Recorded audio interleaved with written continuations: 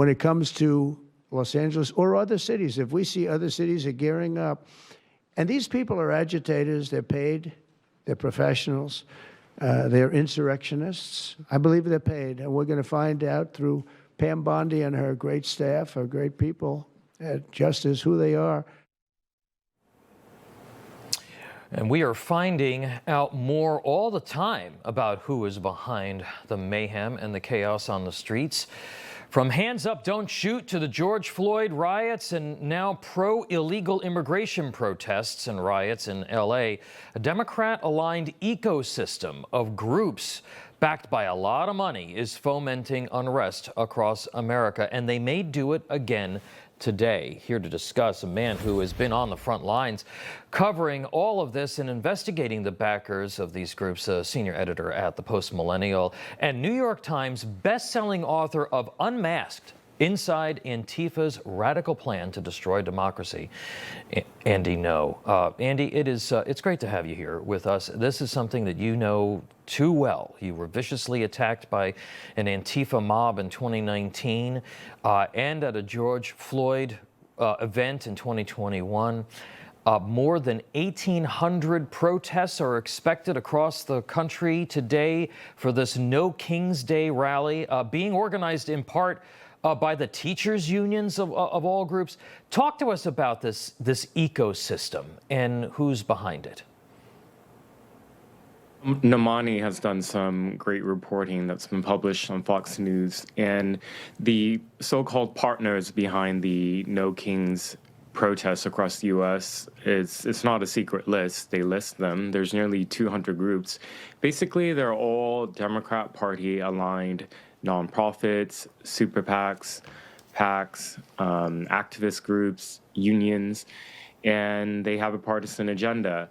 I expect that a lot of the people that are coming out are going to be basically liberal boomers, a lot of the types that you've seen protests around Inauguration Day. But what's concerning to me in my research into far less violent extremism is that Antifa International have put out a call for their comrades to embed within these protests. And what we've seen going back now nearly a decade is that Antifa and other extremist groups go to these larger demonstrations to use other people as human shields, and also for the propaganda purposes of if and when police need to make arrests because rioters are becoming violent. Yeah. There's this optics that looks like, regular liberal Democrats and families are being tear gassed and arrested. Yeah, Andy, why haven't we figured out or who's behind Antifa, which is a domestic terrorist organization, and why haven't those folks been found and brought to justice? What's the holdup here? Well, they operate, under deception and autonomously, so they want people to think that they don't exist in an organized form.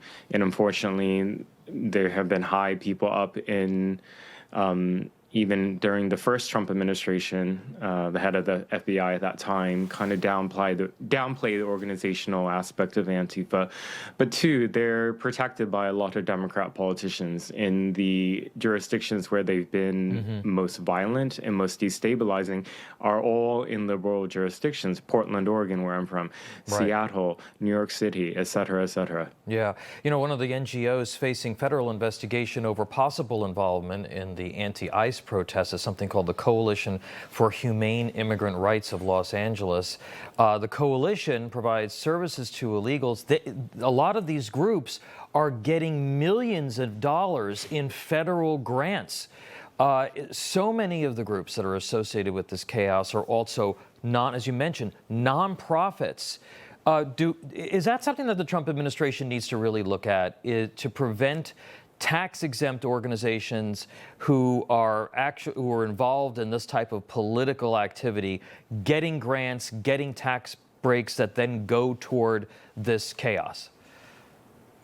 So the Open Borders nonprofit that you just mentioned received tens of millions in federal as well as state grant money, particularly from California. So the Trump administration earlier this year cut off their federal funding, but they're still receiving millions and millions, or expected to receive, from states like California and other places. So one question that I'm asked all the time in my reporting is who funds these groups, who funds Antifa? And if you're a taxpayer, you do, either through your state, or when riot suspects end up later suing cities and police departments in liberal jurisdictions, they settle for huge amounts, which are still being paid out to the state, by the way, from the 2020 riots in the tens of millions. It's absolutely staggering. I mean, and you put it very succinctly. We're the ones who are funding this stuff through the grants and through the abuse, the deliberate abuse of the system. Andy, I know you're going to continue to stay on top of all of this. There are literally hundreds of these groups all across the country fomenting unrest. Thank you so much. Appreciate it. My pleasure.